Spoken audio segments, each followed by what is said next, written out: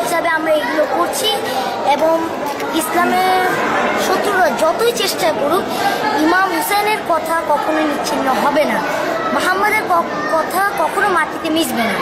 ইমাম হুসাইনের কথা এবং আমাদের প্রেমিক, আমরা ইমাম হুসেনের সিয়া অর্থ হচ্ছে অনুগত করা, মানে তার আমরা অনুগত করছি, আমরা হচ্ছে ইমাম হুসাইন আলাইহিস সালামের অনুগত। আমরা এই ছোট বাচ্চাদের এই মজলিসটি হচ্ছে ইয়াদে আলী আসগার, যে 6 মাসেই ইয়াজিদরা তাকে হত্যা করে শহীদ করে ফেলেছিল, তার কারণে আমরা এই মজলিস আজা করছি। তাই এই মজলিসের নামটি রাখা হয়েছে মজলিসে ইয়াদে আলী আসগার।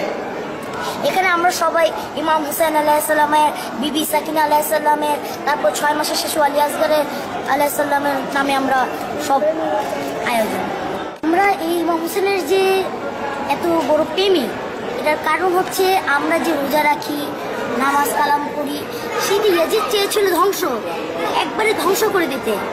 এবং আমাদের ইসলামের হযরত মুহাম্মদ সাল্লাল্লাহু আলাইহি সাল্লামের সর্বশেষ নবী রাসূল তিনি যে ছিলেন, তার নামকে ইয়াজিদ নিচ্ছিন্ন করতে চেয়েছিল। ইমাম হোসেন বলেছিলেন, আমি হযরত মুহাম্মদ সাল্লাল্লাহু আলাইহি সাল্লামের নাতি যখন পর্যন্ত এই পৃথিবীতে রয়েছি তখন পর্যন্ত ইসলাম এবং মুহাম্মাদের নামকে নিচ্ছিন্ন হতে দেব না। তিনি এক এক করে 72 জন দিয়ে দিলেন ইসলামের জন্য, 6 মাসের শিশুকেও। আমরা যখন রোজা রাখি, আমরা একদিনের রোজাতে আমরা বলি আল্লাহ আমাদের পিপাসা লেগে গেল, কিন্তু তারা এক এক করে 3 দিন পর্যন্ত পিপাসাক্ত অবস্থায় ছিলেন।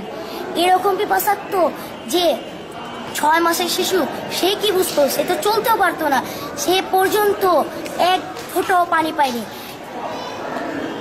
যেহেতু ইমাম হুসাইন আলাইহিস সালাম যখন 6 মাসের শিশু আলী আসগারকে নিয়ে কারবালার ময়দানে গিয়ে বলেছিলেন যে এই আলী আসগারের জন্য 1 ফোঁটা পানি দিয়ে দাও, এ তো এখন চলতেও পারে না, সে তো এখন একবারই শিশু 6 মাসে, সে তো তোমার কি করেছে? যদি কিছু করার আছে আমার সাথে করো, তুমি 6 মাসের শিশুকে কিছু করো না, তাকে 1 ফোঁটা পানি দিয়ে দাও।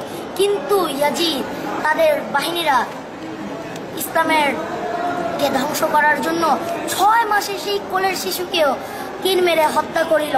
এবং ইমাম হুসাইন আলাইহিস সালাম আলী আসগারের রক্ত নিয়ে আকাশের দিকে